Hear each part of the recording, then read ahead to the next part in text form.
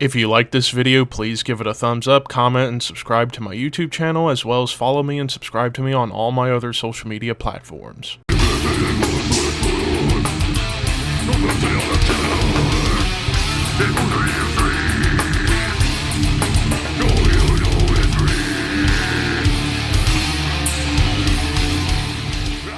What's up, Thrashers, and welcome back once again to the Thrash Maniac 99 YouTube channel, and finally, album reviews are here, but in this case, it's the first Under the Radar episode.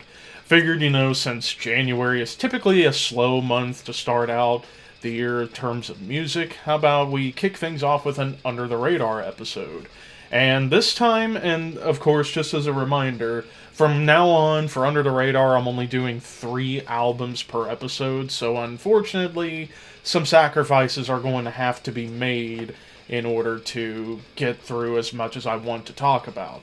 But of course, starting this coming weekend, we're getting 3 individual reviews, and I got plenty to talk about this coming weekend, so keep your eyes peeled for that. But let's get started with Under the Radar, our first batch of reviews for 2024, and this is pretty much all death metal, as we kick things off with Domination Campaign with a Storm of Steel. So this is an Australian death metal band, and this is primarily a 2-man project with Joe and Jason from SPECTRIX, and I guess they just wanted to do their own brand of death metal that's not so technical like SPECTRIX or as brutal.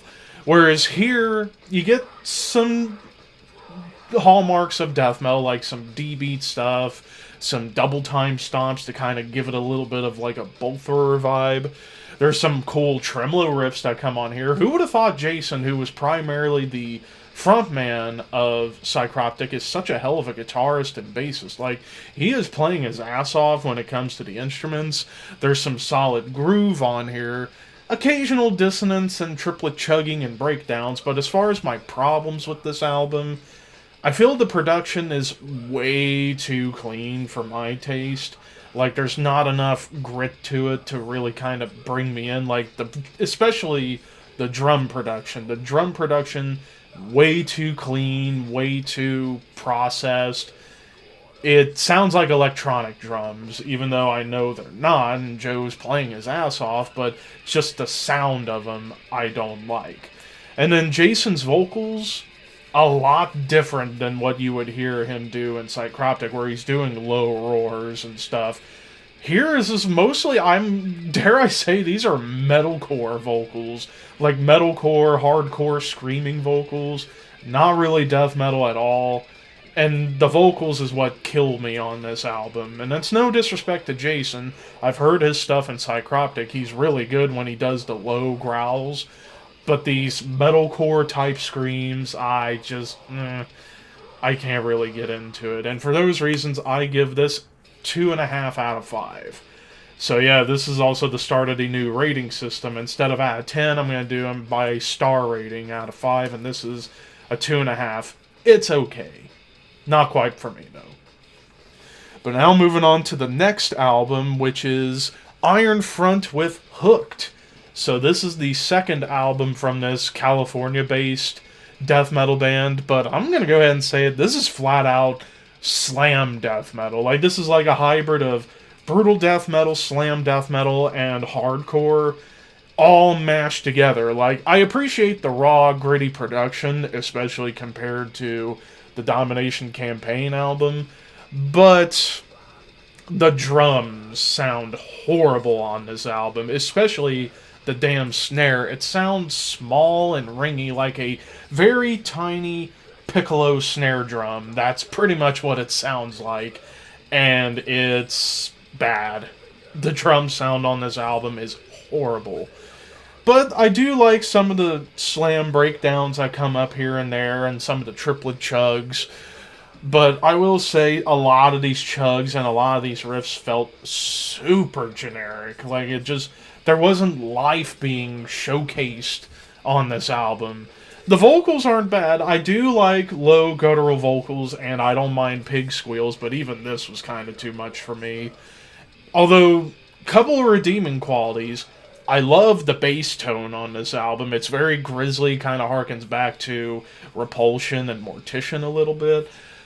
And then the other big thing was, it was the beginning of Burnt by a Crack Pipe.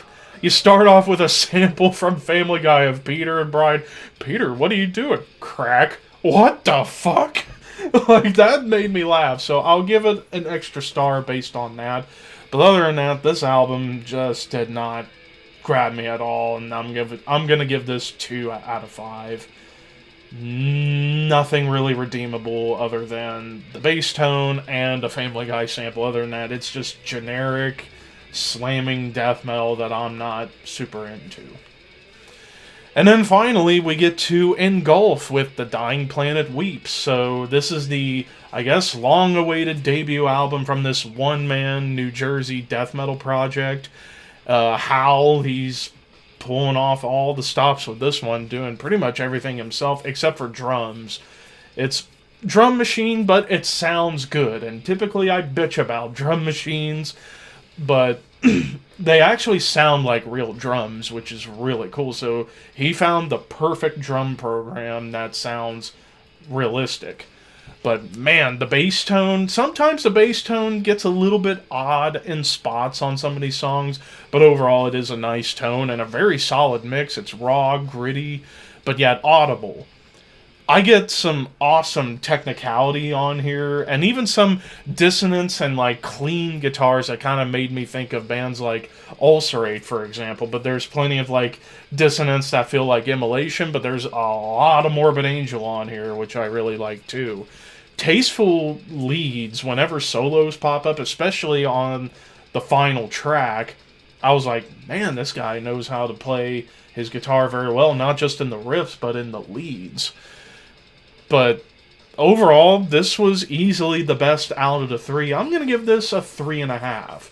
I think this is some really good one-man death metal. Basically, if you are a fan of Ulcerate, Immolation, Morbid Angel, and maybe even bands like, I would say Gorguts to some extent, I think you'll like this.